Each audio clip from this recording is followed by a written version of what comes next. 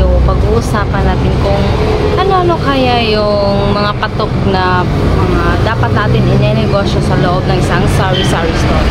So, bilang isang sari-sari store owner, so pag baguhan ka pa lang, hindi mo talaga kabisado pa o alam ano yung mga paninda na mga fast moving at ano yung mga paninda na hindi naman ganun ka-demand.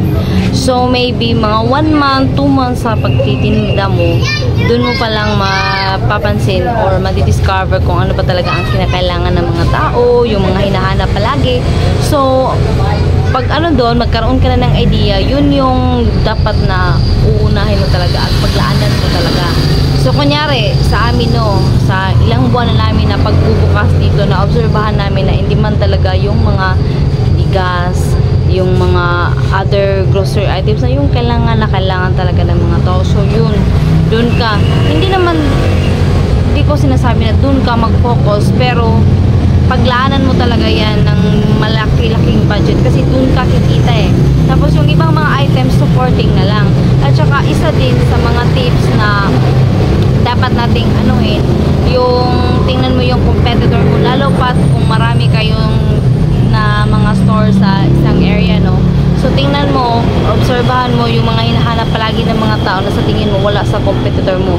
Maghahanap ka ng mga unique na mga bagay or mga items na sa tingin mong mabibenta sa mga tao at saka yung wala sa kanila, kasi yun yung way mo na makapagpatong talaga. For example, mga frozen foods, tapos wala yan sa ibang kakompetensya mo na ibang mga store, tapos meron yun, pukusan mo din yun kasi meron ding mga tao talagang naghanap ng ganun. So ang pagtitinda kasi is ano lang yan talaga, diskarte at saka sipag, kasi ano yan, kasi pag wala kang diskarte din, nagre-rely ka lang kung anong meron, bili ka lang na bili, wala talaga, hindi ka magano. Dapat observant ka talaga sa business mo, kasi kung gusto mong lumago, dapat ganun talaga. At saka anuhin mo, alamin mo yung gusto ng mga tao, tapos pag may hinahanap wala ka, ililista mo talaga yon. Tapos sa susunod bilhin mo yun para next time pag pupunta yung mga tao, hindi ka tanggi ng tanggi, kasi the moment na tanggi ka ng tanggi, mawawalan ka ng customers yan, kasi sabihin na wala naman doon, dito na tayo sa kabila, wag na tayo bumili doon. So ganoon talaga, wag mong ano talaga, ito yung dapat na i-ano natin sa mind natin, na dapat hindi talaga natin paalisin yung tao na hindi makabili sa tindahan natin, kasi kahit papano isa dalawa, pag iniipon na yun, dadami din yun. So yun lang yun for today's video. See you on our next vlog. Have a nice day.